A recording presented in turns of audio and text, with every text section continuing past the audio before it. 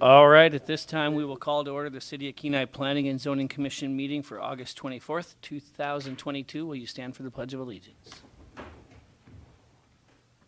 pledge allegiance To the flag of the United States of America and to the republic for which it stands, one nation, under God, indivisible, with liberty and justice for all.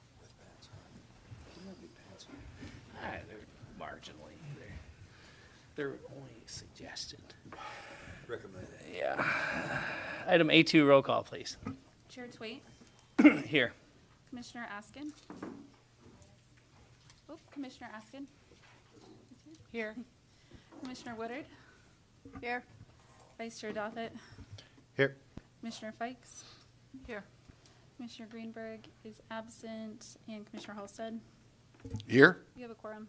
All right, thank you. Item A3, agenda approval. Commissioner Halstead. I move we approve the agenda as presented. Do we have a second? I second. Any objections? Seeing none, the agenda is approved. Item A4, consent agenda. Vice Chair Dothett. Move to approve the consent agenda as presented. Second? Second. Any objections? Seeing none, the consent agenda is approved. Item C, scheduled public comment. We have none. Item D, unscheduled public comment. Anyone wishing to speak to an item not on the agenda? Do not see any. We are going to zoom along here. Item E, consideration of plats. F, public hearings. And G, unfinished business. We have none. Takes us to item H, new business. H1, Resolution PZ 2022-22, an application for a home occupation permit for music instruction submitted by Deborah Sonart, 112 Linwood Lane, Kenai, for property described as Lot 1A, Eventer Subdivision, Sonart replat. Can I get a motion, please? Commissioner Askin. I move that we approve Resolution PZ 2022-22. All right, and a second. I will second that. All right, staff report. Thank you, Mr. Chairman. As you indicated, this is a home occupation permit for music instruction on Linwood Lane. And anytime we get to practice our laws and rules on a council person, it's always good. We can find out where we can do things better. So the applicant has met all of the standards, 1420, 230, D1 through 3 for home occupation, and staff recommends approval of PZ 2022-22 with the listed conditions, and that is the end of the staff report.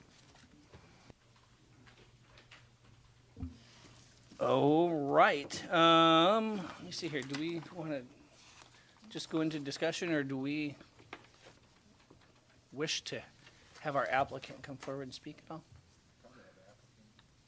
Sure. Let's do that then. We'll give you an opportunity to explain what, maybe in greater detail, what your plans are.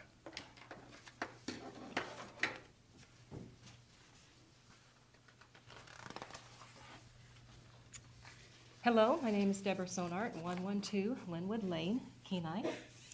I'm a retired public school teacher and currently a private music teacher. So as a member of City Council, I was doing some research for a zoning issue that we were having to go through. And in my research, I discovered, oh, I need a home occupation permit for what I've kind of been doing the last several winters. I had no clue. So that's when I realized, uh-oh, I better get this right. So I went and talked to Ryan Foster, sat down with him, and I said, what exactly do I need? And he walked me through it, and so I filled it out and I turned it in. I do not teach private lessons full-time, nor do I want to. I teach on two days, basically Mondays and Wednesdays, and I have about 20 students.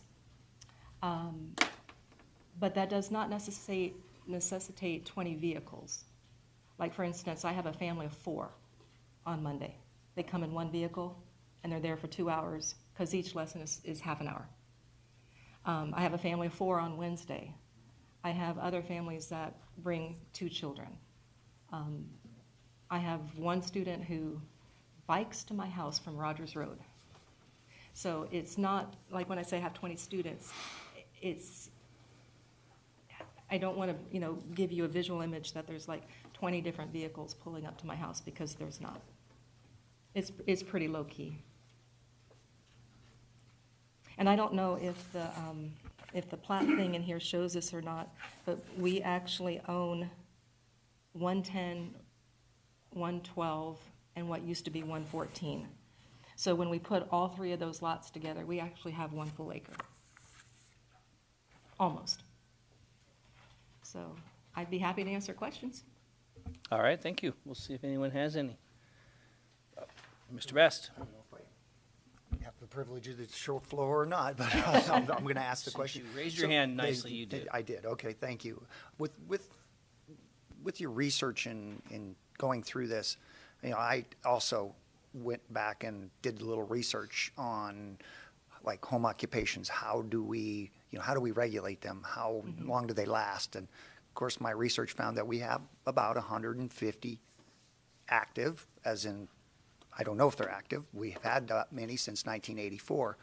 So did you find there would be some way that we could educate the public on, because as I'm betting there are a lot more. But once that's said, we should probably find a way to vet out the ones that are no longer active. I went through, now they're not transferable from person to person, but they go with the property, so it's difficult to even know if these are still active. So my question for you is, how do you think that we could better educate the public on complying with home occupation rules that we have? I will think on that. Okay, thank you. Because I do know that I went through the process. I have my state license number, and I have my borough sales tax number. So I went through all those hoops before I ever taught one lesson and had all that lined out. And I will think on that, because if it's possible to somehow, most people who are going to do a private business and run it out of their home, those are 2 immediate hoops that they have to jump through: the state license and then the borough sales tax. If somehow or another the home occupation license could be piggybacked into one of those 2 hoops, that at least would make people more aware. But I will think on that. Thank you. That's very good. Thank you. All right, Vice Chair Dothett? So a quick question. So you've been operating for a couple of years. I'm assuming you haven't had any complaints, or if you've had, you resolved them already? For all I could think of was noise, if anybody's ever said anything to you. No complaints. I mean, because we have a lot to the left and right of us that we own, that both, well, one was wooded until we cut down Beetle Kill. The other one is still kind of semi-wooded, but we really don't have anybody close to us. And then one last question, if I can, Chair. I'm assuming you have operating hours, reasonable daytime operating hours too? The earliest lesson I start is 9 a.m., and I stop at 5 on Mondays, and I stop at 4:30 on Wednesdays, so I can make sure I get to Wednesday meetings. Thank you. So it's basically 9 to 5. And it's not even full-time. It's a lot of holes in there. Okay.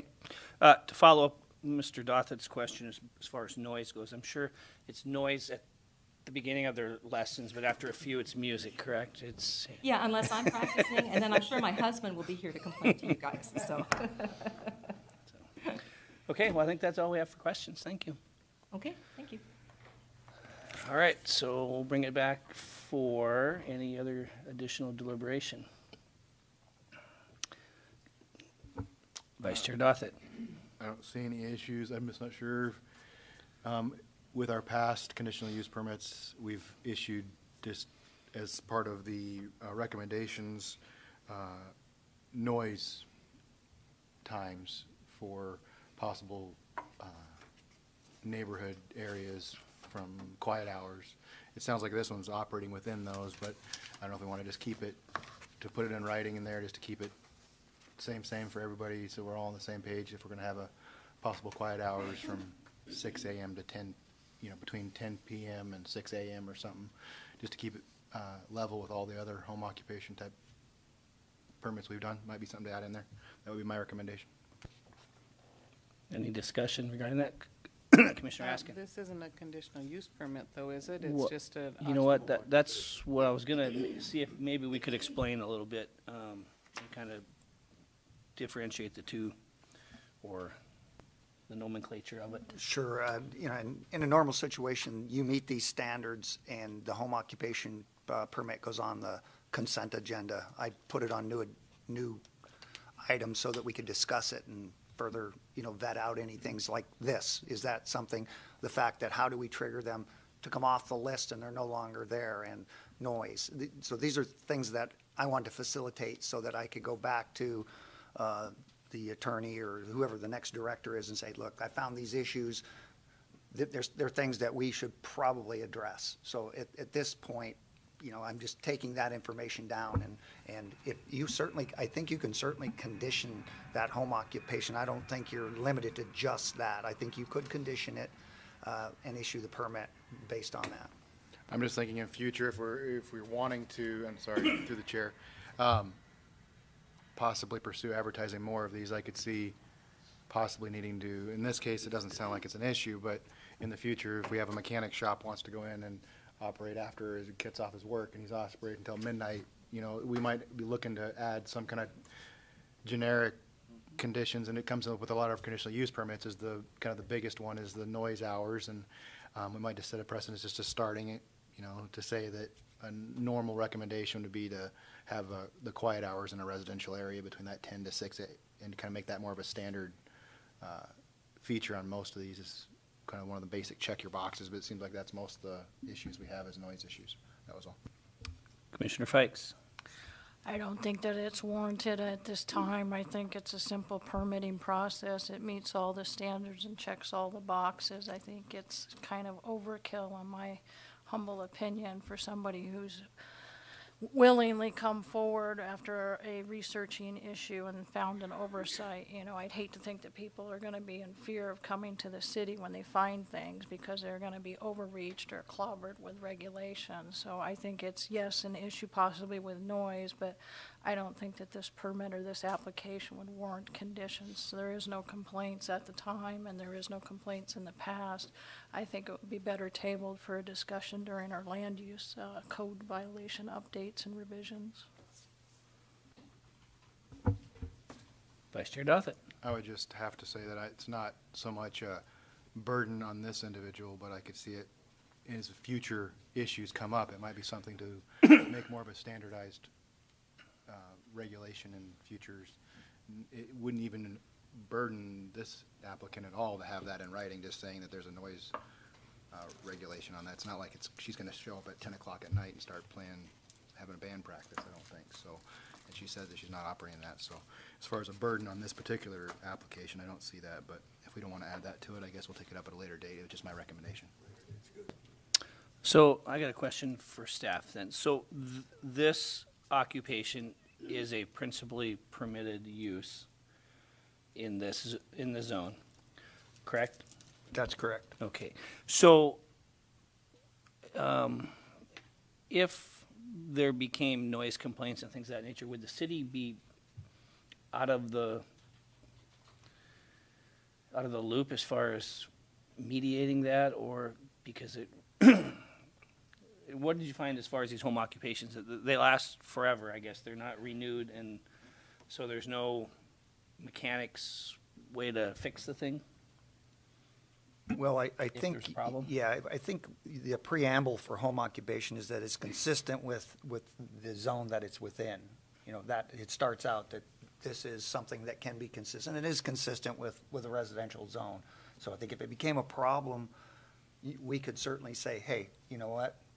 You're not falling within the standards of making, you know, a peaceable, home occupation within the area. You're causing. So I think I believe, and I'll run that by Mr. Bloom, but I think we're well within our rights to go through a revocation of the permit if we found there to be some inconsistency with the standards or the intent of the ordinance or the home occupation permit. Sorry. So in your opinion, do you think if we didn't put any conditions as far as, hours of operation or something, would that does that set any kind of a precedent for anyone else down the line? I mean, sometimes with conditional use permits, we've done that where we put, quiet time I'd just on like there. to pull and us then- back and then to the people- lane that we're in. We are in the lane of permitting. We are not in the lane of conditional land use permit. Well, We're- but he was saying that, he said he thinks that we could put conditions on. So all I'm saying I is just that worry that you guys are gonna start something here today that's gonna lead to problems down the road. We don't have a problem today, and I don't believe the applicant in front of us is a place to start this. I agree really believe 100%. that this is an issue for a later date with more discussion, when you have more people involved, such as administration What and my legal. question was going to be is simply is if we don't do it, if we don't put conditions of quiet time on there, and somebody else comes along and has a very similar thing, and then we decide we're going to put conditions on it, and they say, well, wait a minute, you didn't do it to this other person, so I just want to be consistent. So I'm just wondering if we leave it completely alone all the way across the board, or depending on. Consistency goes with revision of code. So this is already a person who's already been operating, who's already exemplified that they've had no issue. And so moving forward, if your desire is to change it, then you should do that at that time, moving forward. But I don't believe it should be implicated on this individual who's already had shown that there is no issue.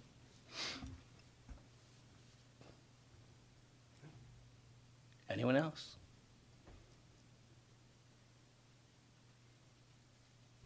I'm going to choose to hold my own right now and not make further comment, but I do not feel that what the conversation we're having here particularly imposes anything negative about the individual, but as the future process goes forward, as the said individual who's applying for this brought up, that a lot of these might need to be addressed more readily here in the future if we start advertising it. So we're just trying to look into possibilities and having a discussion about moving forward, if we start seeing more of these, how would be the best way to handle it? There's nothing against the individual in question.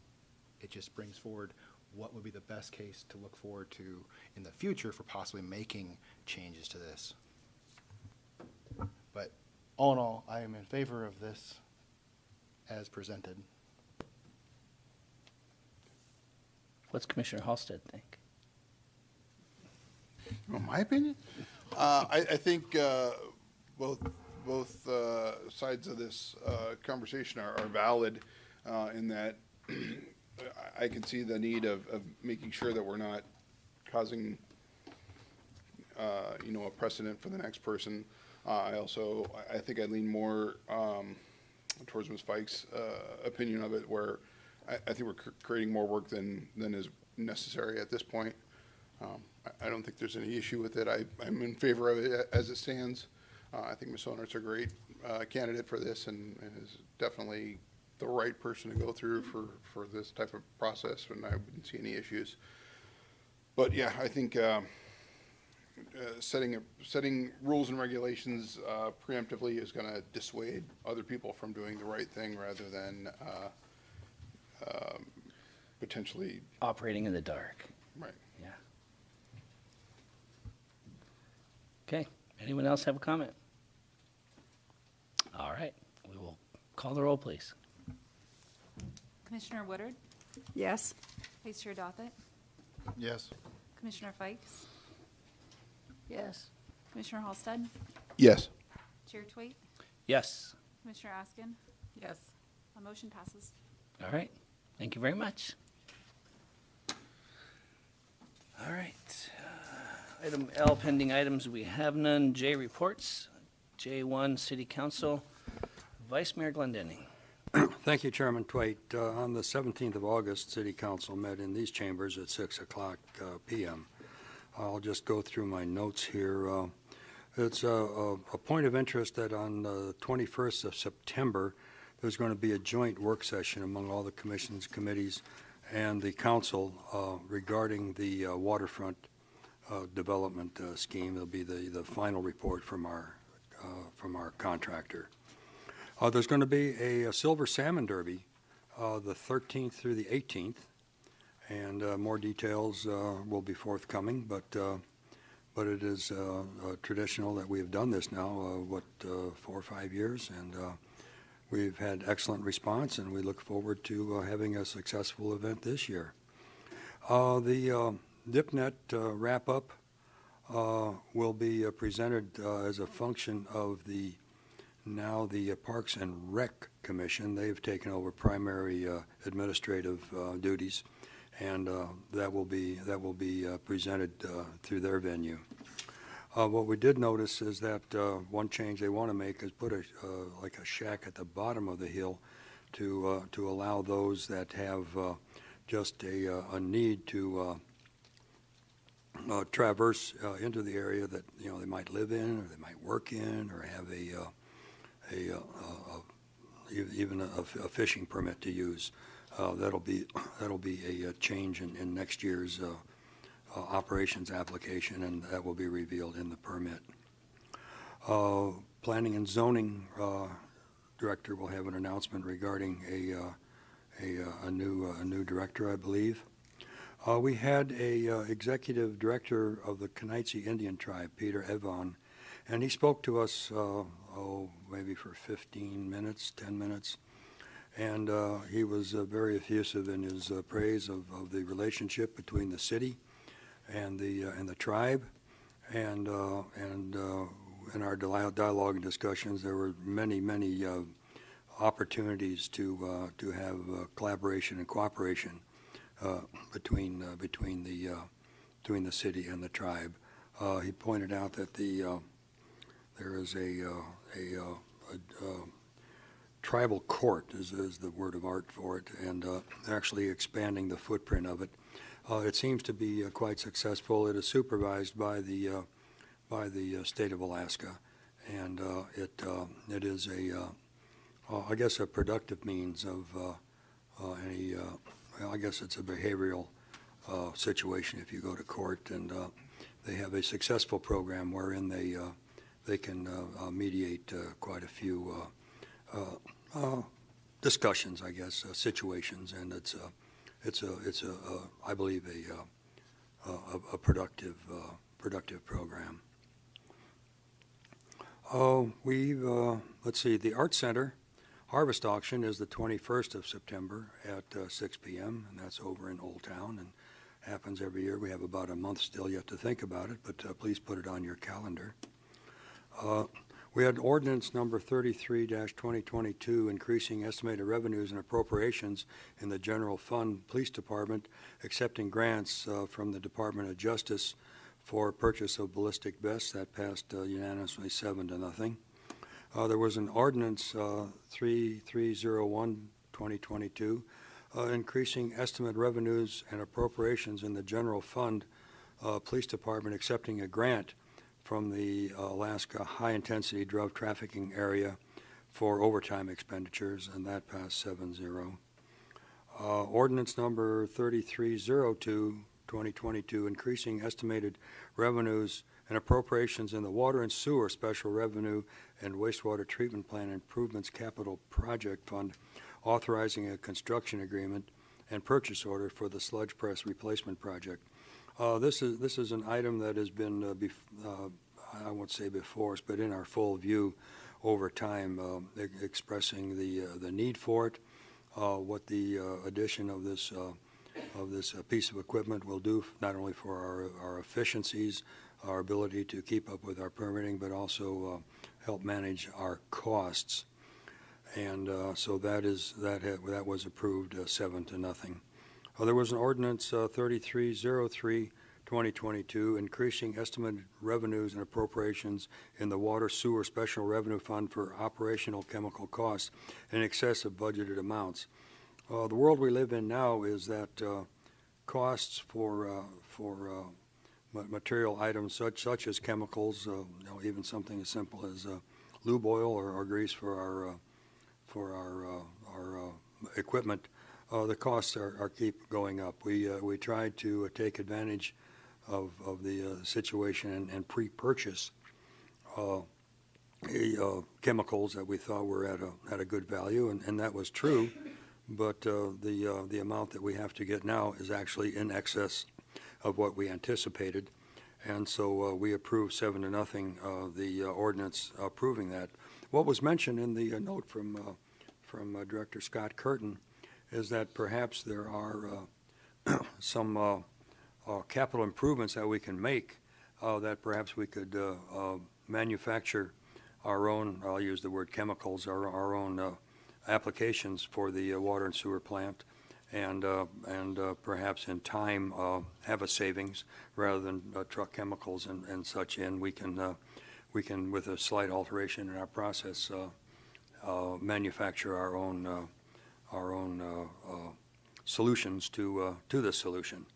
And so that passed 7-0.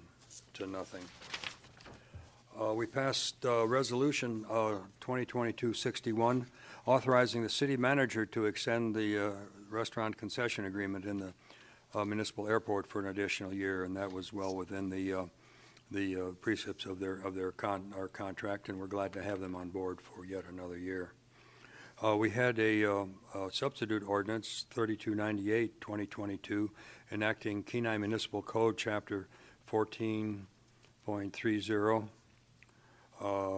within the Title 14 Planning and Zoning, to regulate land use within the floodplain, authorizing the city to participate in the National Flood Insurance Program. What this is actually it's a precondition for accepting funds for the bluff erosion project.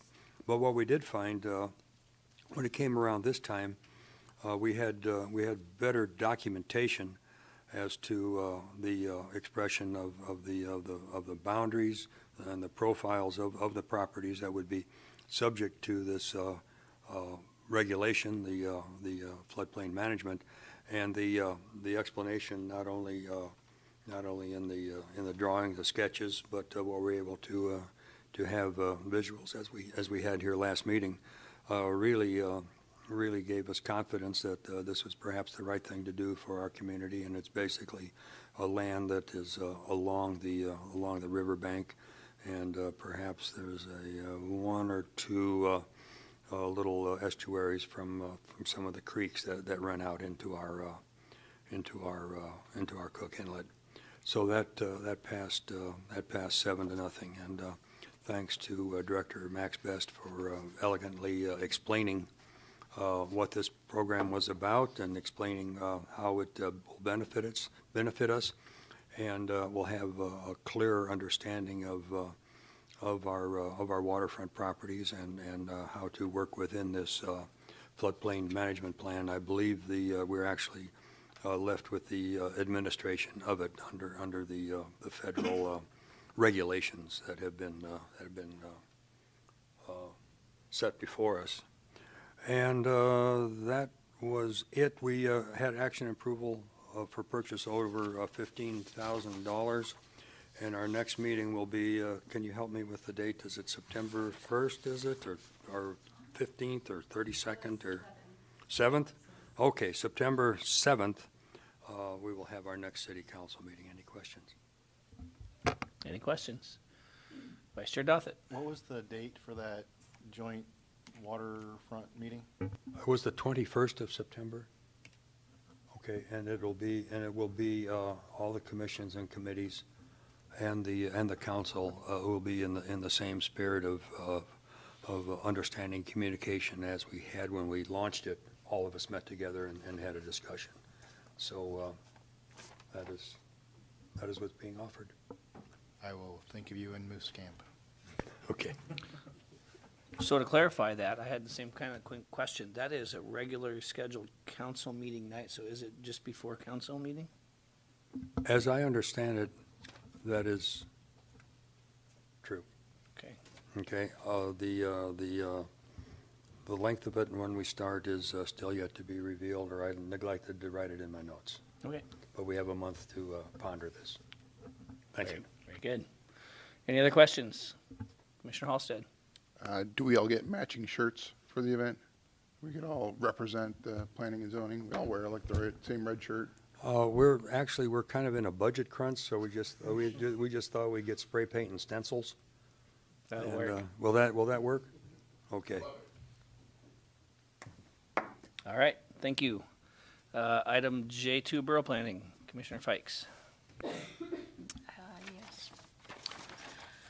Borough met on Monday, August 22nd, and we had a full quorum. We are down, looks like 2 spots so far. Soldovia doesn't have any representation, and neither does the Central Peninsula District 7. We had on the docket conditional use permit in the Castaway Cove Homeowners Association. It's kind of a unique deal. They had brought forth a proposal for a footbridge to be installed within the 50-foot Habitat Protection District. They applied for it. COVID happened, and they had to pause. They didn't have all of the equipment necessary, and they weren't able to complete it in the timeline that was allotted for the approval, so it circled back around for approval, and strangely enough, they did not have the approval of the homeowners association. The president was there saying he no longer was going to sign off on it. The River Center said that they would sign off on it if they had approval from the homeowners association. And then there was discussion on whether that individual had full representation of all members or if he was just acting on his own behalf. And so there was quite a bit of discussion back and forth, and it ultimately led to a postponement until all parties could agree on what the matter was and who was bringing forth the application. And so then we moved on to a hearing for a legislative matter for a portion of a conservation easement, and this was a 30-foot wide tract of land in the Cooper Landing area that ties in with the frontage, I believe, towards the new Three Bears area, and that was approved. And then we had an ordinance for amending a planning and zoning commission area in the Nikiski area. They were looking for an ordinance to approve a APC. So other areas on the peninsula have APCs, but there was no representation for Nikiski. So we decided to put forth a recommendation for that, and that was approved. And then we had 5 plats before us. All 5 were approved. 3 were grouped in the agenda and approved. And then we had some discussion and informational items. There are some funds available to the community for the 2018 earthquake damage. It was discussed as to whether that was an individual availability, a business availability, or what the complete description on that was, but they did say that you could go to the borough website for further information, and that was going to be sponsored by HUD. And then we had some other informational items from Chairman Ruffner is talking about having the working group come back before the Planning Commission for the gravel pit operators. So there was some robust discussion on that since the Planning Commission exhausted an entire year and a half on discussion and presented it to the Assembly, and it fell flat. And then it's now being asked for us to look at it again. So our comment was that we would love to, once the Assembly was granted an opportunity and had questions, we would more than love to answer it. But otherwise, we've already pretty much felt we exhausted that avenue. And that pretty much wrapped up everything for the evening. There was one new change that did come out, and that was anybody in the borough that is applying for marijuana licenses are no longer going to be coming before the planning and zoning. So they're going to be administratively approved through the planning department. So you'll go through the state's hoops and you fill out your application and whatnot. And then the director and the planning department will go ahead and take care of that. It won't be put forth before the commission. There was a little bit of discussion on that in the event that there is some kind of a complaint generated. Everything, whether it's a complaint or a new application, is going to all be directed through the department, and it won't be coming before the commission. No, that was all we had. All right, any questions? Thank you very much. Item J3, Administration. Mr. Best. Thank you, Mr. Chairman. A new planning director's been hired and has accepted the position and will be here for your September 28th meeting. You're stuck with me for the 14th meeting. So we have a couple more items on there, and I appreciate the discussion tonight on the home occupation. I did see some holes, and it was excellent discussion, and that's why I really like working with this group, because you guys facilitate a lot of really good discussion, and I like that, which you can't you can't fix things or you can't make them better if you don't discuss the difficult things. And so I really appreciate everybody's comments, and I've written those things down, and I'll meet with Paul and with the manager and the city attorney and probably write up some notes about home occupations and some of the housekeeping things that we probably need to do. And so I appreciate that, and I appreciate Ms. Sonart having to sit through that. In regard to the floodplain ordinance that Vice Mayor Glendenning talked about, we met with FEMA representatives from Region 10 today, and we have a next step process, which is we will have to come up with a proposed application for review of any projects if we have any. And they also need the authorizing ordinance and the resolution that stated the intent to join. The third thing was showing the current development within the floodplain. They kind of wanted an analysis of what existed and what's there, so they can get it on record for knowing, you know, when they come and audit and check on the program, they like to walk around and go, hey, what about this and that? And if you have a record of what's there on the property, you can say, well, it's pre-existing. And so that's kind of a good thing, a good audit. And so we'll probably have to visit, do a site visit to each of those facilities or sites. And it's not many. I mean, it's, you know, it's not a lot of, there's a few down Angler and, you know, just the VIP is not an issue because a lot of that is, you know, the floodplain is way down at the bottom down there. So it's not a lot of properties that we would have to visit. And the new mapping that I showed you won't be available until 2025 at the newest. So, but it's just a government process, and that's just how long it takes, 3 years to get it through. The Department of Transportation is currently going to upgrade south and west of the Warren Ames Bridge. There's a pullout, a gravel pullout. They're going to improve the gravel surface and put, for phase 1, of 500 feet of boardwalk and 5 stairs down to the river. Phase 2 will be an additional 500 feet with 5 more stairs to help protect the bank along there from, I guess, dip netting and fishing that goes on there. So they're going to improve the parking. That you won't see that as a conditional use or anything, because that's an allowed use within the conservation district of the city. Park and recreation activities are allowed. So you won't say, that's why I brought it to your attention. So you see something going on down there, it'll take a couple years probably, but it's now in the design phase and running concepts. Well, they have a concept and they're bringing it forward.